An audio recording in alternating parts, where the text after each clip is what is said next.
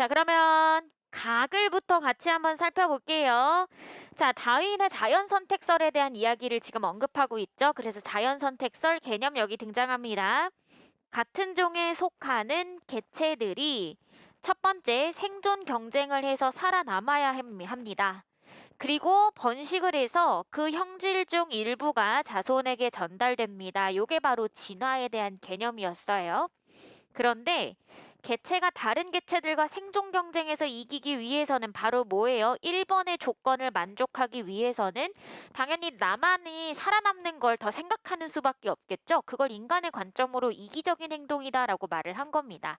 그런데 문제는 우리가 잘 살아남으려면 이기적으로 행동해야 될 것 같은데 막상 자연계에서는 이타적인 행동들이 자주 보인다. 그러니까 뭔가 우리의 예상과는 좀 달라지니까 이걸 좀 설명을 해야 될 거 아니에요? 그래서 요거에 대한 설명으로 진화론을 옹호하는 학자들은 동물의 이타적 행동을 설명하는 이론을 제시하였습니다. 자, 그러면 밑으로 한번 보실게요. 누가 등장해요? 해밀턴이 등장합니다. 해밀턴은 여러분 글 읽으셔서 아실 거예요. 동물의 이타적인 행동이 왜 그런지를 설명하는 학자 중 하나이기 때문에 진화론을 옹호하는 학자들에 포함된다고 볼 수가 있겠고요. 자, 이 해밀턴은 뭐 때문이라고 얘기했냐면 바로 혈연 가설, 선택 가설을 제시하였습니다. 바로 뭐? 자신과 같은 유전자를 공유하는 친족들의 생존과 번식에 도움을 줍니다. 그래서 뭘 남기려고 하는 거예요? 자신의 유전자를 남기려고 하는 겁니다.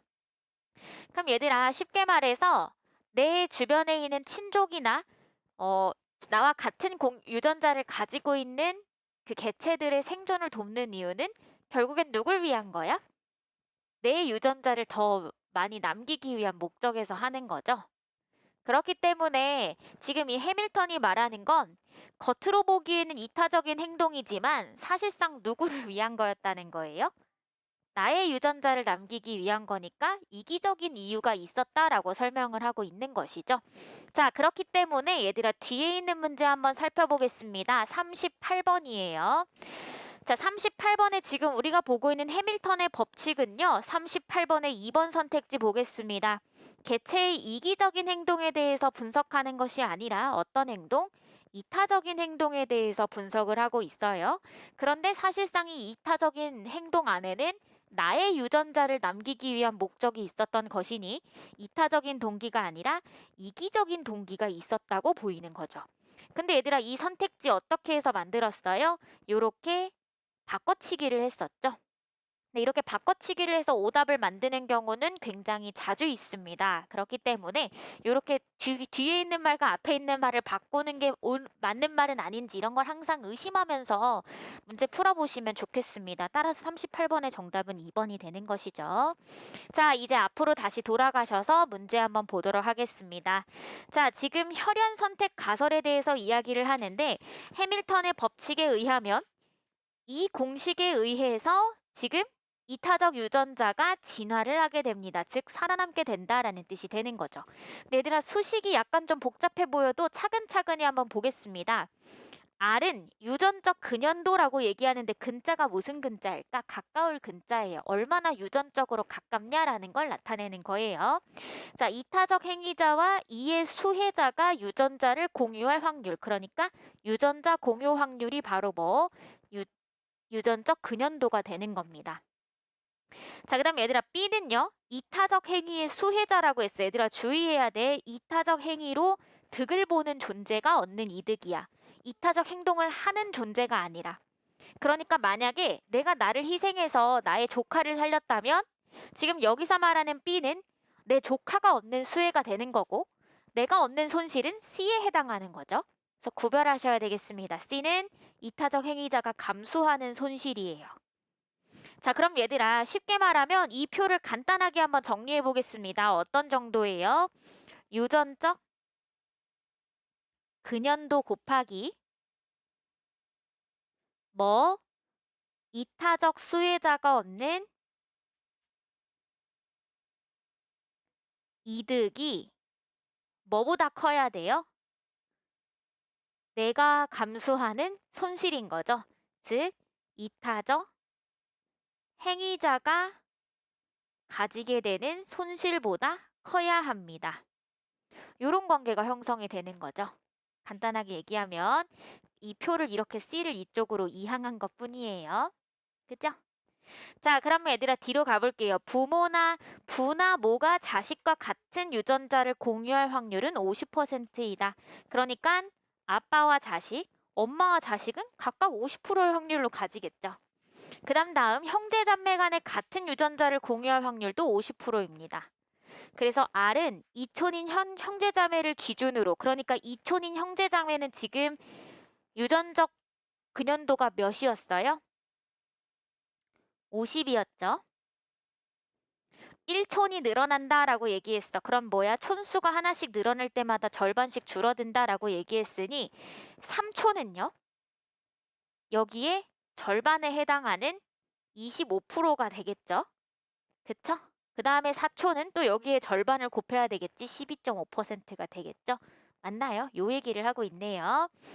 자, 그래서 지금 여기서 예시가 지금 등장을 하고 있는데 행위자가 3명의 형제를 구했습니다. 그러니까 3명의 형제는 목숨을 살렸기 때문에 3이 되는 거고 형제라고 얘기했으니까 유전적 근형도가 50%죠. 따라서 얘는 0.5로 계산을 되는 겁니다. 그 다음 여기에 있는 1은 뭐예요? 행위자가 지금 죽었긴 쓰니까 자기가 얻는 손실은 1이 되는 거죠.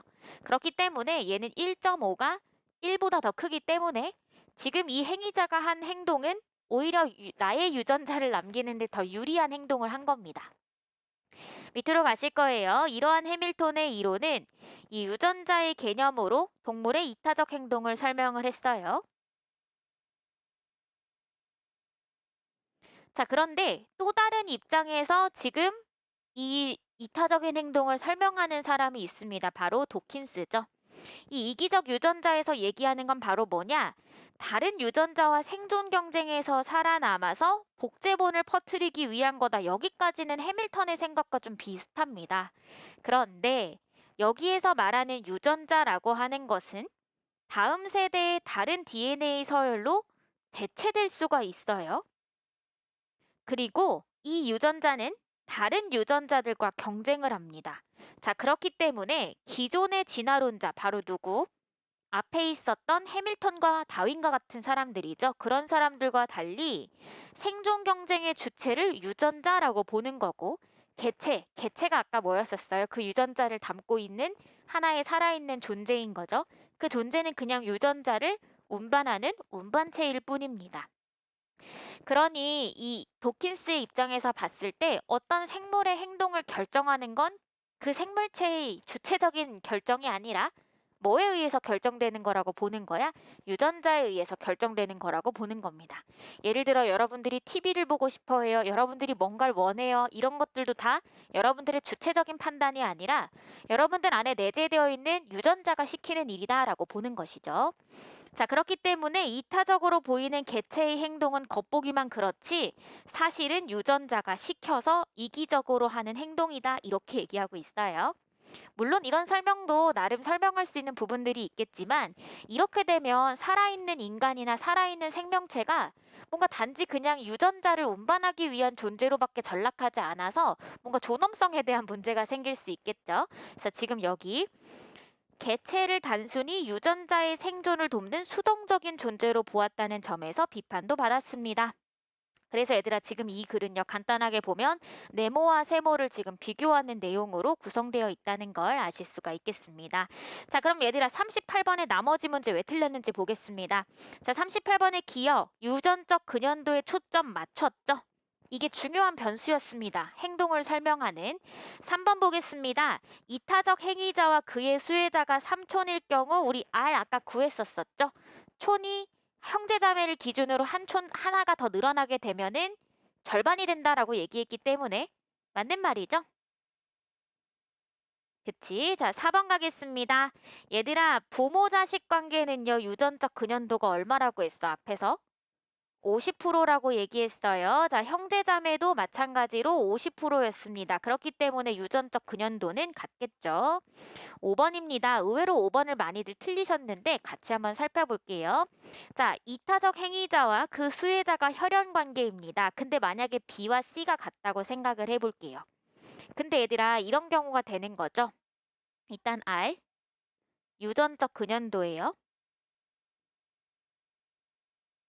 곱하기 B가 아까 전에 뭐보다 더 커야 돼요? 얘가 C보다 훨씬 더 커야 됐잖아.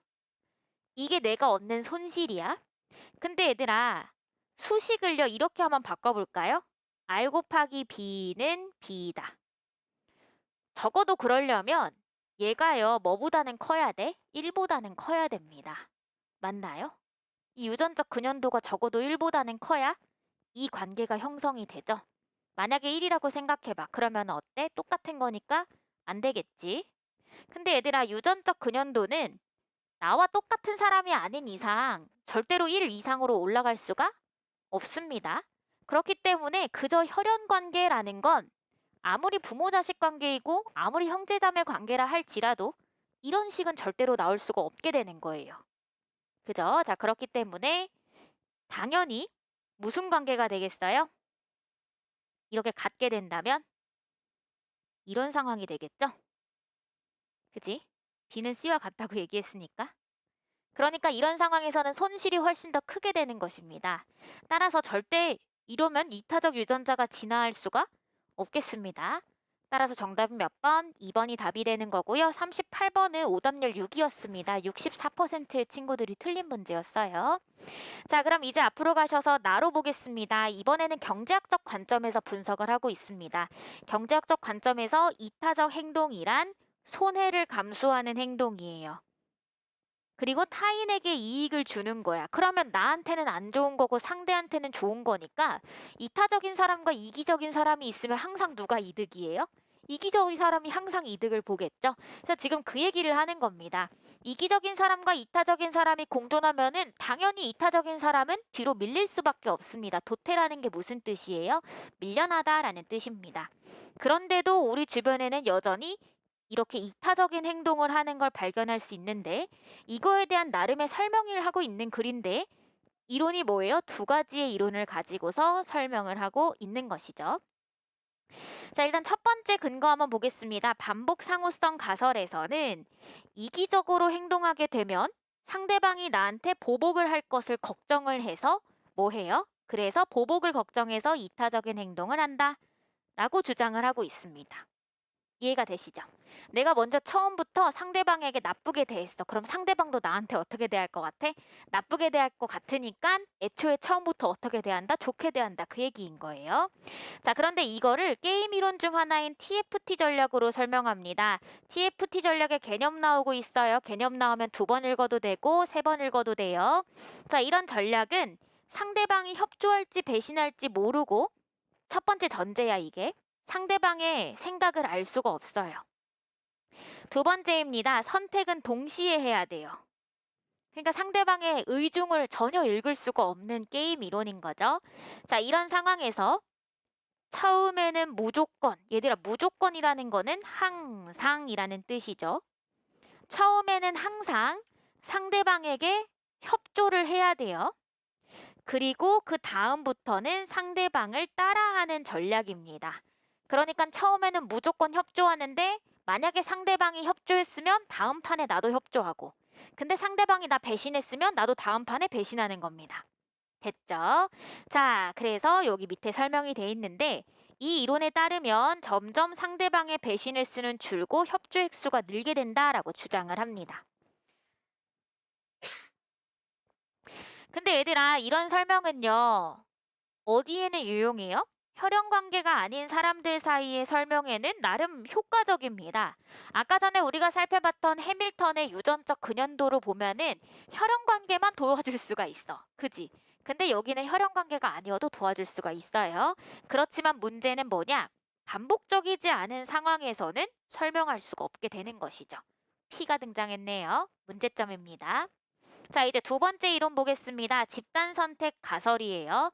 집단 선택 가설에서는 이타적인 사람들이 많아야 훨씬 더 생존 경쟁에 유리하기 때문에 이타적인 인간들로 구성된 집단이 더 잘 살아남는다라는 내용이에요. 자, 그럼 일단 얘들아 우리 중간에요. TFT 전략에 대한 말이 나왔으니까 지금 39번 문제로 바로 넘어가서 푸셔도 좋을 것 같습니다. 자, 보기 한번 보도록 할게요. 보기에 조건이 등장하네요. 보세요. A만 TFT 전략을 쓸 겁니다. 여기서 중요한 힌트는 만이에요. 오직 A만 TFT를 쓸 거야. 그 다음 두 번째입니다. B가 첫 회에만 비협조 전략을 쓸 거예요. 마찬가지로 만이라고 하는 보조사가 매우 중요한 정보를 주고 있어요. 자, 그럼 얘들아, 이 말은 뭐야? B는 처음에만 비협조고 다음부턴 쭉 뭐만 한다? 협조만 한다 그 얘기죠. 그지요? 자, 그럼 얘들아, 요거 표로 한 번만 나타내 볼게요. 이렇게 나타내 볼 수가 있겠죠. 보실게요. 첫 회입니다. A와 B예요. 자, 아까 전에 A는 TFT 전략을 쓴다고 했는데 TFT 전략은 첫 판에 무조건 협조하는 겁니다. 따라서 A는 협조를 하겠죠. 자, 그런데 B는 어떻게 한다고 했어요? B는 첫 판만 협조하지 않는다라고 얘기했습니다. 따라서 비협조가 되겠죠. 그리고 두 번째 판부터는 뭐 해야 돼요? B는 협조를 계속 할 거예요. 맞니? 그죠? B는 계속 협조할 거야. 첫 판 빼고. 자, 이제 A를 한번 보겠습니다. 아까 A가 뭐 한다고 했어? TFT 전략을 쓴다고 했으니 상대방의 걸 따라 하겠죠? 그럼 얘들아, 여기는 뭐가 돼? 비협조가 되겠습니다. 그럼 얘들아, 질문. 3회차에서는 A는 뭐 할까? 그렇죠. 협조하겠죠? 그럼 얘들아, 3회차부터 뭐 하는 거야? 계속해서 협조가 일어나게 되겠네. 자, 그럼 얘들아, 일단요, 지금 물어보고 있는 게 뭐냐? B가 두 번째 회까지 얻게 되는 보수를 구해달라라고 얘기했습니다. 근데 우리는 이미 조합을 구했죠? 여기에서. 자, 그럼 얘들아, 얘가 얻는 보수 구하실 수가 있을 겁니다. 자, 1화에서요, A는 협조하고요, B는 비협조합니다. 따라서 요만큼을 벌겠죠? A는 몇 점? 마이너스 1점. B는 몇 점? 2점입니다. 자, 그럼 얘들아, 두 번째 판에서는요, A는 뭐 할 거야? A는 비협조, B는 협조할 거야. 그러니까 요 조합이 되겠네요. 따라서 A는 몇 점 얻어요? 2점을 얻을 거고요. B는 몇 점 얻을 겁니까? 1점을 얻겠죠. 따라서 얘들아, 두 번째 판까지 B가 얻는 값의 총합은 얼마야? 1점이 되는 거죠. 이해되지?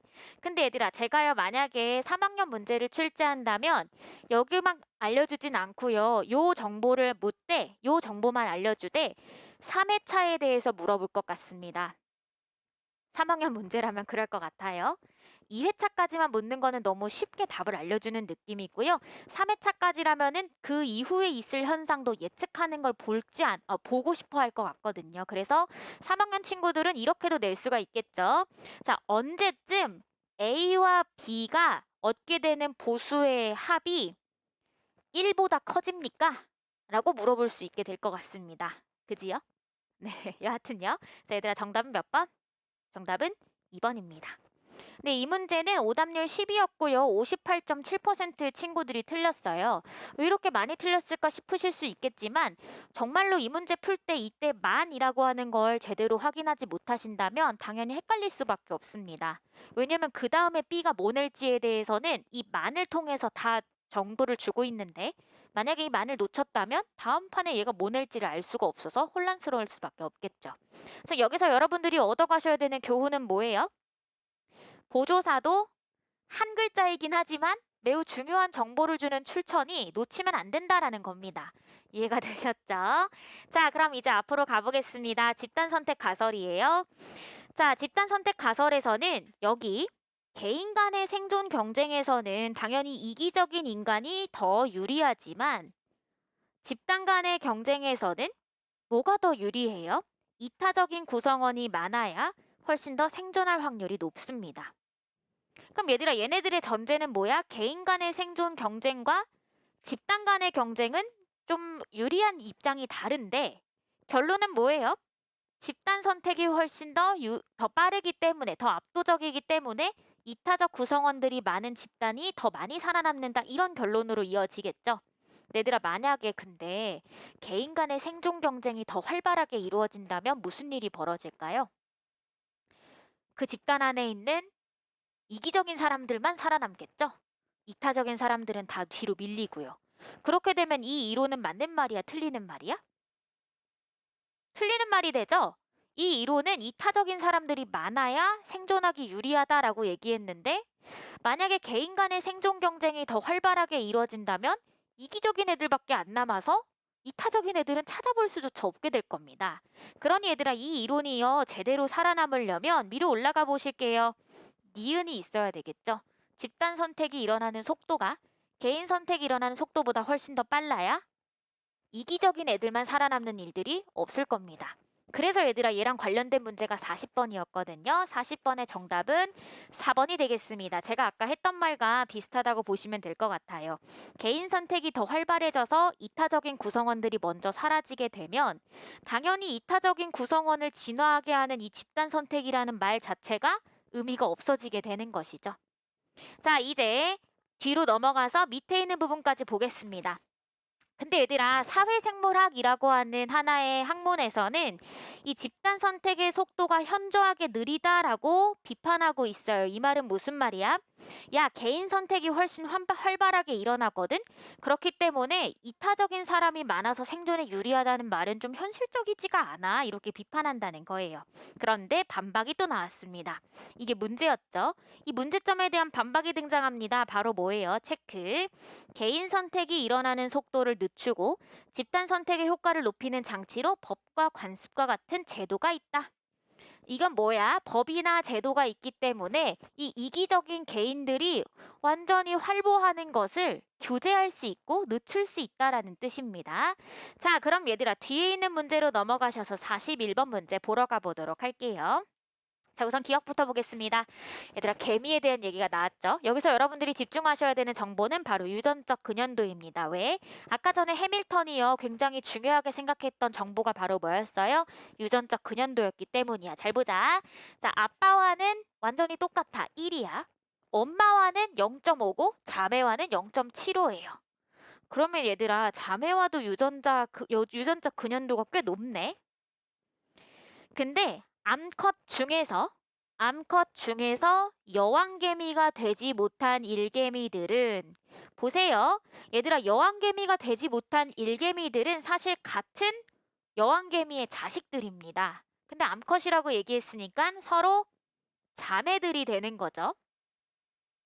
근데 이 자매들은 직접 번식하지 않고 여왕개미가 낳은 수많은 자신의 자매들을 돌본다고 했으니 뭐야? 나의 번식은 포기했어.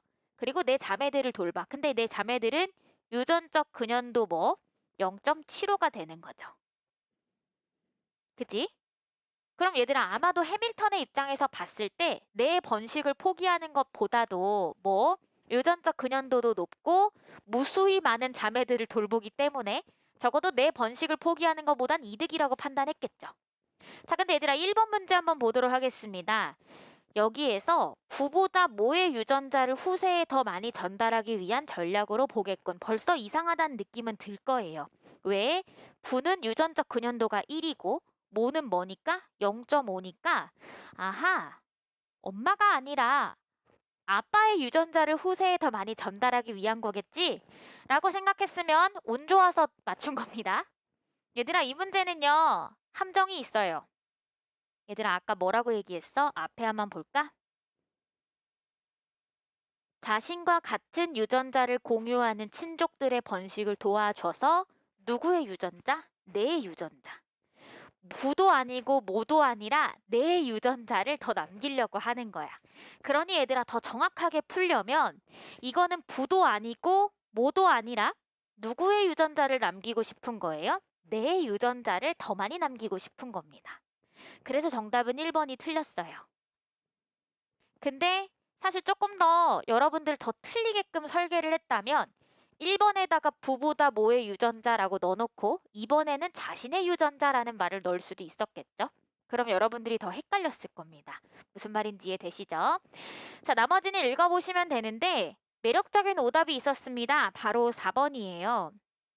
4번이 굉장히 많은 친구들이 이걸 답으로 골랐거든요. 자, 4번에서 여기 체크 식량 공유 관습이 있었습니다. 자, 라의 내용을 읽어보시면 평등하게 부족들이 뭔가 이타적으로 살아가는 부족이었어요. 근데 얘들아 이때 여기서 말하는 라는요. 여러분들이 아시는 집단 선택 가설이거든요. 근데 얘들아 여기서 관습이 있었어. 아까 집단 선택 가설에서 관습이나 법과 같은 제도가 하는 역할이 뭐였어요? 이기적인 개인들이 활보하지 못하게끔 자제시키는 역할을 했었죠. 그래서 개인 간의 선택이 더 활발하게 생존 경쟁이 일어나는 게 아니라 집단 간의 경쟁이 더 일어나게끔 만드는 요소였습니다. 자, 그렇기 때문에 이 관습은 이타적 구성원이 사회에서 사라지지 않도록 하는 제도라고 할 수가 있는 것이죠. 간접적으로 영향을 미치는 겁니다. 왜? 간습이 있기 때문에 뭐 해요? 이기적인 개인만 생존하는 걸 막을 수 있어요. 그러면 자연스럽게 누구도 같이 살아남아 이타적인 개인들도 살아갈 수가 있는 거죠. 따라서 얘들아 4번은 맞는 말입니다. 이렇게 해서 지금 이 지문에서 오답률이 가장 높았고 오답률 10위권에 들어갔던 지문들 살펴봤는데요. 41번 같은 경우에는 오답률 5위이기는 한데 71.7%의 친구들이 틀린 문제입니다. 그러니까 꽤 많이 틀렸었어요. 이 문제도. 그래서 이렇게 해서 문제 풀어보시면 되겠습니다.